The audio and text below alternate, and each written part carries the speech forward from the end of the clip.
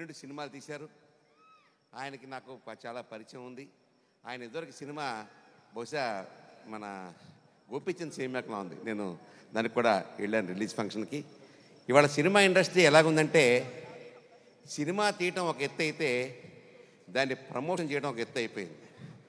Promotion కనుక ఎమోషన్గా చేయలేకపోతే డిమోషన్గా మిగిలిపోతుంది. చాలా కష్టం సినిమా ఇండస్ట్రీని. నేనంటాను మన వాళ్ళందరూ ఏం చేస్తున్నారంటే సినిమా అంతా అయిపోయిన తర్వాత ప్రమోషన్ మొదలు పెడుతున్నారు. కానీ అలా కాదండి. దయించి నిర్మాతలందరికీ కూడా నేను కూడా నిర్మాతగా చెప్తున్నాను, ప్రమోషన్ అనేది సినిమా నడుస్తూ ఉండంగానే మొదలు పెట్టాలి. దానికి ఉదాహరణ సంక్రాంతికి వస్తున్న సినిమా.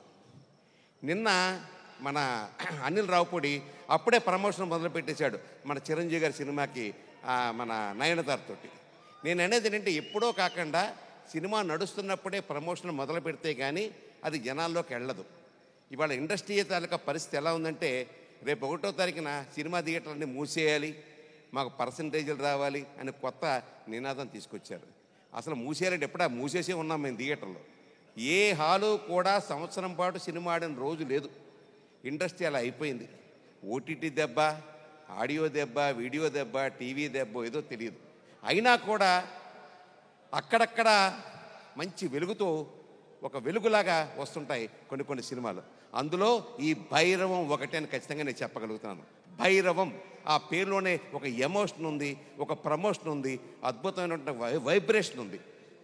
మన శ్రీను, అల్లుడు శ్రీను పేరుతోటి అద్భుతమైన పేరు తీసుకొచ్చి మన బెల్లంకొండ శ్రీనివాస్, అలాగే మన నారా రోహిత్ గారు. నారా అంటే తెలియక్కర్లేదు, నారా చంద్రబాబు నాయుడు గారు, నారా రోహిత్ గారు చెప్పాల్సిన పని లేదు.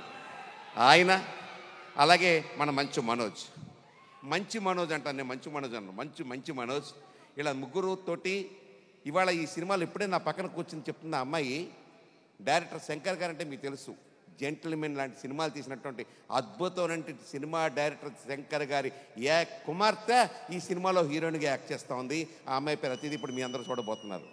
అటువంటి వాళ్ళందరినీ పెట్టుకునేసి ఉగ్రం నాందితో పలికి ఉగ్ర రూపం చూపించి ఇవాళ భైరవంతో రాపోస్తున్నటువంటి ఆ డైరెక్టర్ గారిని కూడా నేను మనస్ఫూర్తిగా అభినందిస్తున్నాను. ఖచ్చితంగా సినిమా ఆడాలంటే ప్రమోషన్ కావాలి. ఇవాళ నుంచి ఇంకా మీకు 13 రోజులు టైం ఉందండి. రాకెట్కి లాంచ్ ఇంకా టైం డౌన్ అయినట్టుగా మీరు లెక్క పెట్టుకోండి. ఎక్కడికక్కడ ప్రమోషన్ బాగా చెయ్యండి. చేసినప్పుడు ఖచ్చితంగా థియేటర్లకు జనాలు వస్తారు. మా పని ఎలా ఉందంటే థియేటర్ల పరిస్థితి వాల్ పోస్టులు వేస్తాం, అన్నీ వేస్తాం, మార్నింగ్ షో డబ్బులు రావు, మార్నింగ్ షో జనాలు ఉంటలే. అలాంటి పరిస్థితుల్లో ఇంత బ్యాడ్ టైంలో మళ్ళీ ఈ సినిమాకి ఇండస్ట్రీకి ఊపిరిపోయడానికి ఈ ముగ్గురు హీరోలతో వచ్చే సినిమా అద్భుతమైనటువంటి విజయం సాధించాలని చెప్పి నేను మనస్ఫూర్తిగా కోరుకుంటూ మళ్ళీ మా రాధా గారికి మరొకసారి నేను ధన్యవాదాలు చెప్పుకుంటూ I wish all the best again and again. అలాగే మా మినిస్టర్ గారు, సినిమాటోగ్రఫీ మినిస్టర్ గారు, నేను సినిమాటోగ్రఫీకి ఎఫ్డీసీ చైర్మన్గా కూడా చేశాను. ఈ సినిమాలో ఉన్న కష్టాలేంటో నష్టాలేంటో అన్నీ తెలుసు. ఇందాకే నాకు ఒక సభలో మా నాన్నగారి శత జయంతి ఉత్సవాలు జరుగుతున్న వైమెత్యాల్లో అక్కడ సభలో అనౌన్స్ చేశారు, నంది అవార్డ్స్ ఇస్తామని చెప్పేసి. గట్టిగా అందరూ చప్పట్లు కొట్టండి. నంది అవార్డులు మర్చిపోయాం మనం, సినిమాకి నంది అవార్డులు ఇస్తామని చెప్పి మినిస్టర్ గారు మాట ఇచ్చారు. ఆ దిశగా ఆయన ప్రదర్శించవలసిగా నేను కోరుకుంటూ మా సినిమా ఇండస్ట్రీ అందరికీ కూడా నంది అవార్డులు ఇవ్వండి. ఎందుకంటే తెలంగాణలో ఆల్రెడీ ఆయన ఏదో గద్దర్ అవార్డులు ఏదో ఇస్తున్నారు, మనం కూడా నంది అవార్డు ఇస్తే చాలా బాగుంటుందని చెప్పి నేను కోరుకుంటూ మరొకసారి ఈ సినిమా గ్రాండ్ సక్సెస్ అవ్వాలని చెప్పి మనస్ఫూర్తిగా కోరుకుంటూ మీ అందరికీ ఒకటే రిక్వెస్ట్, డబ్బులు ఇచ్చి కొనుక్కుని టికెట్ కొనుక్కుని సినిమా చూడండి. Thank you.